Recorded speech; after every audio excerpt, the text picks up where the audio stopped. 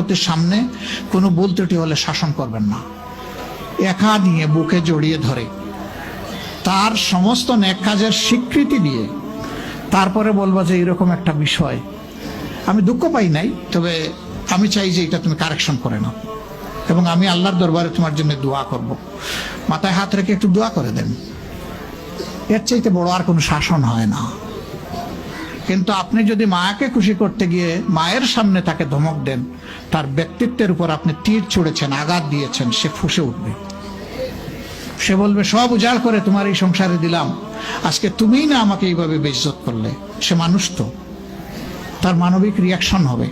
কাজ করবো না আমরা কেউ। আমাদের জীবনের অংশ, আমাদের হাড়ের অংশ, আমাদের কলিজার অংশকে আমরা সেইভাবে সম্মান দিব ইনশাআল্লাহ। আমরা ভালোবাসবো সে আমার স্ত্রী, আমরা শ্রদ্ধা করবো সে আমার সন্তানের মা। স্ত্রী হিসাবে ভালোবাসা পাবে, মায়ের জাতি হিসাবে সে সম্মান পাবে। এই দুইটা ব্যালেন্স করে যদি আমরা চলি, গড় হবে জান্নাতের টুকরা ইনশাআল্লাহ।